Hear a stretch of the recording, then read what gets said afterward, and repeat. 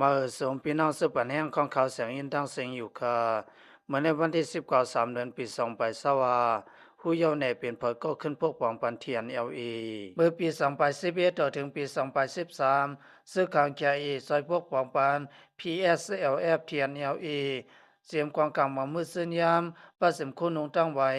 214มิลป้าเสียมคนนำตั้งกินแทงลูกกวนซึกขางแคอีและสัมพันธ์การซึกเทียนและไปหมอยาต่อถึง14เดียวปี2011ต่อถึงปี2015ซึกขางแคอีและจอยเทียมปันดูเงิน PSLF เทียนเงินเค860,000เสียง254หยวนประมาณนำเงินมันแสนประมาณ10,000เสียง848แสนซอยแถมปันเย้าอำไปป้ากากองกำมามื่นซื้นยามกายใหญ่ยาป้าเสมคุณนงตั้งไว้ซื้อในวันไหนเดี๋ยวปี2014ต่อถึงปี2017ซื้อขางแคอีและซอยแถมปันตรงเงินแทง1 เดือนใน8ปากแสนวันไหน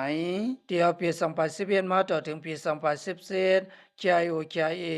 และซอยแถมปัน PSLF เทียนกองกำมามือซื้นยามเขานำตั้งกินยาป้าเสมตัวเงินพอมาห่มกันทั้งหมดแสนประมาณที่มีอยู่46,000แห่งไปสำนักเส้นไหมและเตรียมไม้ไว้ประมาณนับตัวเงินมือเหลียวประวันไหนซึ่งแสนประมาณที่มีอยู่60,000ปลายวันไหนผู้อยากคนหลงใน PSLF เทียนเขาอำนาจในลงน้องปองปลายเขาสำนักข้อมูลมันมีเขาเตียวต่างซื้อต่างลองเสมาลาในลงน้องปองปลายเขาว่าอยู่ว่าไหนเกี่ยวกับข้อมูลในคนเมืองขังก็หนึ่งเตรียมออกในไว้สำนักทางสามัญมีซึกขังใจพวกปองปันขึ้นเทียนในเปลี่ยนตั้งพิจารลงเยาวันไหนเทียนและเคียมีลองหิมนาลินกันนะซึ่งได้พอดองหลายๆที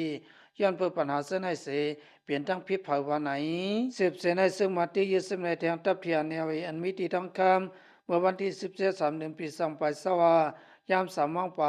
ซึ่งมันหลอดตึกยึดซึ่งในแทงตับเทียนอันมีที่ต้องคำแทงเสภายเทียน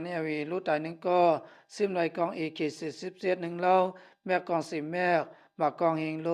หมากป้อม10โลหมากแมงกุซื้อเส้นลูกวานไหนในทงทองคำในกองเสร็จซึ่งมันเขาตึกซิมในดับเทียนตีตีว่าลงกว่ายาวอำมืออำนาจเตโทสึกว่า